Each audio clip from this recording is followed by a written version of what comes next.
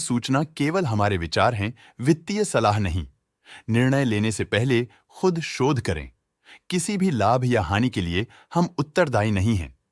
KPI green energy ने अपने नई शेयर होल्डिंग रिपोर्ट्स रिलीज की हैं, जो फाइनेंशियल ईयर के क्वार्टर और पहले हाफ को कवर करता है, जो सितंबर 2024 के 30 तक चलता है। ये रिपोर्ट कंपनी के शेयर्स की डिटेल्ड जानकारी देता है, जिसमें promoters, promoter groups, foreign investors, public investors और सरकारी एंटिटीज शामिल हैं। प्रमोटर्स शेयर होल्डिंग 2024 के जून में 53.09% से 2024 के सितंबर में 48.77% तक डिक्रीज हो गया।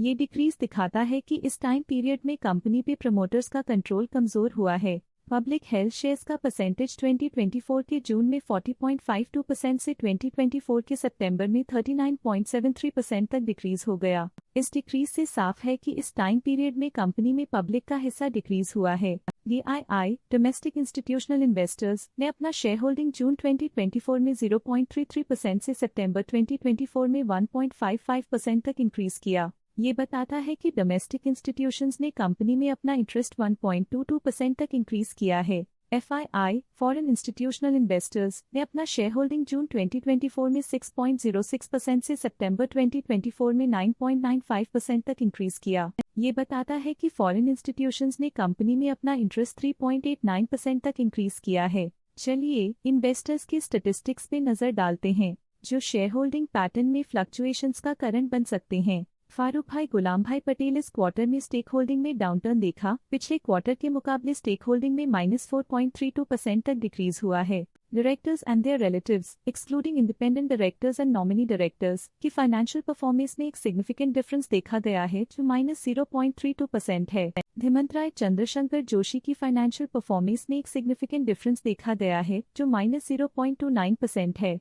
कुटीर नवीन चंद्र पटेल की फाइनेंशियल परफॉर्मेंस में एक सिग्निफिकेंट डिफरेंस देखा गया है, जो -0.09% है। इरफान अहमद शहाबुद्दीन मोम्बसावाला की फाइनेंशियल परफॉर्मेंस में एक सिग्निफिकेंट डिफरेंस देखा गया है, जो -0.17% है। V Joshi impex private limited की फाइनेंशियल परफॉर्मेंस में एक सिग्निफिकेंट डिफरेंस देखा गया है, जो -0.15% है। म्यूचुअल फंड स्लैश ने अपने हिस्से को पिछले क्वार्टर में 0.32% से डिक्रीज करके 0.25% पे ले आए हैं। ये कंसेक्यूटिव क्वार्टर्स में -0.07% स्टेक्स डिफरेंस दिखाता है। लेटेस्ट क्वार्टर में ऑल्टरनेट इन्वेस्टमेंट फंड्स ने स्टेक होल्डिंग में इंक्रीज देखा, जिसमें 1.06% का अपटिक देखा गया। इंश्योरेंस कंपनीज करंट क्वार्टर में 0.18% शेयर्स के साथ कंपनी में एंटर किया, जबकि प्रीवियस क्वार्टर में उनके पास 0% shares the NBFCs registered with RBI current quarter में 0.05% शेयर्स के साथ कंपनी में एंटर किया, जबकि प्रीवियस क्वार्टर में उनके पास 0% शेयर्स द इस पिछले क्वार्टर में फॉरेन पोर्टफोलियो इन्वेस्टर्स कैटेगरी आई की स्टेक होल्डिंग में एक नोटवर्दी इंक्रीज देखा गया। उनके स्टेक होल्डिंग में 4.94% का सिग्निफिकेंट इंक्रीज देखा गया। इस पिछले क्वार्टर में फॉरेन पोर्टफोलियो इन्वेस्टर्स कैटेगरी 2 की स्टेक होल्डिंग में एक नोटवर्दी इंक्रीज देखा गया।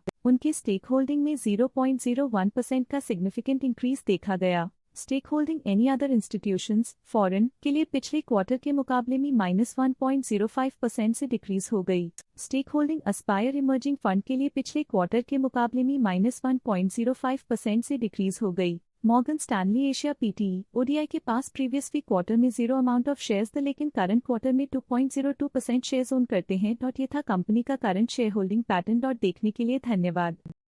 स्टॉक लेटेस्ट न्यूज अपडेट के लिए चैनल को सब्सक्राइब करें और वीडियो को लाइक एंड शेयर करें।